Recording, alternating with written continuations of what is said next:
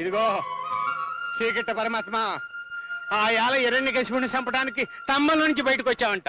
ఇవాళ నన్ను కాపాడటానికి చెట్టు నుంచి బయటికి రావాలా? అయ్యా, చెట్లు పొట్లు మన ఏడుపులుంటే మన బతుకులు ఎట్టాగెందుకు అవుతాయి? నీకు తెలవదులేమ్మా, మనకి ఈ చెట్టు దగ్గర అన్యాయం జరిగింది. నీకు తెలుసుగా, ఆ పక్కన మంది శైలనగా మనం పెంట కట్టింది. పెంట కట్టగా 500 ఇచ్చాడు కదా. అదే మన కొంప ముంచింది తల్లే. ఆ డబ్బు ముట్టినట్టుగా ఏలుముద్ర వేయించుకున్నాడా? ఇవాళ ఈ సేనాడికి అమ్మేసినట్టు ఆ ఏలుముద్ర అందుకేసినట్టు చెప్తున్నాడు. ఇంతకంటే దుర్మార్గం ఏమైనా ఉందా అని. ధర్మాత్ములైనట్టి సుగుణాత్ములైనట్టి భర్త కనకారావు గారినే జన్మజన్మలకు భర్తగా పొందాలని చెప్పి పసుపు కుంకుమలతో దీర్ఘ ఆయురారోగ్య ఐశ్వర్యములతో కలకాలం వర్ధిల్లాలని చెప్పి చాలే ఆపోయా, ఆపింకా ఎక్కువసేపు దీవిస్తే అక్షర దోషాలు వచ్చి ఫలితాలు మారిపోయే అవకాశం ఉంది. వెళ్ళింకా. చిత్తం, సెలవు పుచ్చుకుంటాను.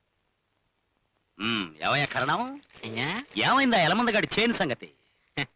చిత్తం దాన్ని తమరి చేలో కలిపేశానండి. శభాష్ శభాష్ మీ శభాష్ అంటే. లేకపోతే 35 సంవత్సరాలుగా ఏకఛత్రాధిపత్యం వహిస్తున్న నన్నే కాదంటాడా? అయ్యా, నా చిన్నతనం నుంచి చూస్తున్నాను. ఆయన అన్యాయం చేస్తున్నాడని తెలుసు కూడా ఈ ఊళ్ళో ఎవరు వినిపించుకోరు. అదే ఎందుకు వినిపించుకోరు అని. శ్రీకృష్ణుడే మన చేలో ఉండగా అన్యాయం మనకి ఎందుకు జరుగుద్ది? ఎట్ట జరుగుద్ది? అయ్యా, మన కరణం చేలో కలిపేశానని సంకలెగరేస్తా ఉన్నాడు పాపం. ఆ ఎలమందగాడు మాత్రం గోడ గుట్టిన సున్నంలా ఇంకా చేలుకే అతకపోయి ఉన్నాడు. అలాగా? నిజమా నువ్వు చెప్పేది? అయితే వాడి వ్యవహారం తొందరగా తేల్చిపారేయాలి. లేకపోతే తుమ్మ జిగురులా వాడు చేనుకి బంకమట్లా మనం కోర్టులకి అతుకుపోవాల్సి వస్తుంది. అంజిగా అంజిగా మధ్యలో వాడెందుకండి? మనం వెళుతున్నదా ఎలమంద గారి దగ్గరికి. ఈ అంజిగాడి వాడి మేనల్లుడే కదా, మరి వీడిని వెంట పెట్టుకెడితే వాడినే వెంట పెట్టుకు వెళ్ళాలయ్యా, పిచ్చి కరణం. రాముడు ఏం చేశాడా రాముడు? సుగ్రీవుణ్ణి అడ్డు పెట్టుకుని వాలిని, విభీషణ్ అడ్డు పెట్టుకుని రావణాసురుణ్ణి చంపేశాడు. ఇది అంతే. చెప్పినారు. అంజిగా అయ్యా, వచ్చేసానండి. స్టార్ట్ చేయరా జీపు. శ్రీకృష్ణ పరమాత్మ, నాకు న్యాయం చెయ్యి, నాకు న్యాయం చెయ్యి కిట్టయ్యా, నాకు న్యాయం చెయ్యి.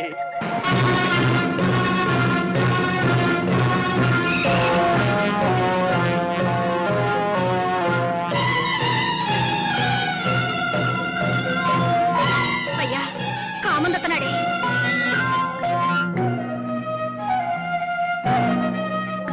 వచ్చే రానియా, అన్నిటికీ భాగమంత్రే ఉండడు.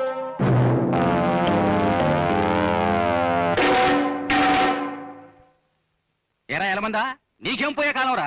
అయ్యగారు ఈ చేలో అడుగు పెట్టొద్దని చెప్పారంట కదా.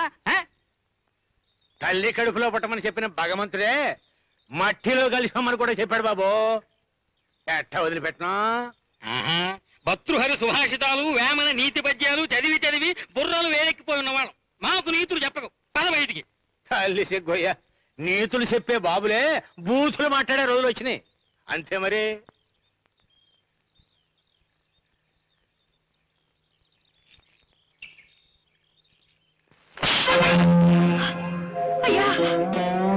ఇదిగో ఎలమందా, ఏదో పెద్ద ముండా కొడుకు కదా అని అయ్యగారు చెంపదెబ్బతో సరిపెట్టినారు.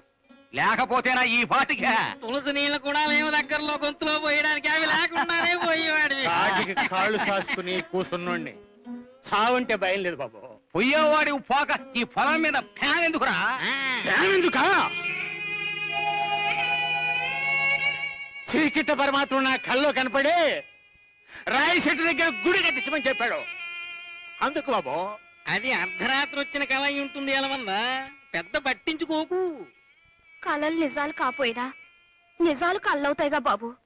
ఏంది, ఈ ఊళ్ళో మొగాళ్లకే ఆయన చూస్తే మాటలు ఆగిపోతాయి.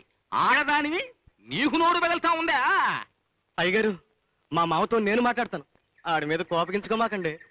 సరే, నువ్వు చెప్తున్నావు కాబట్టి 48 గంటలు. అవును, 48 గంటలు మాత్రమే. సరిగ్గా 48 గంటలు టైం ఇస్తున్నాను.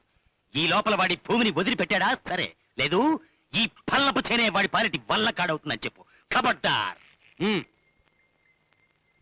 కిటయా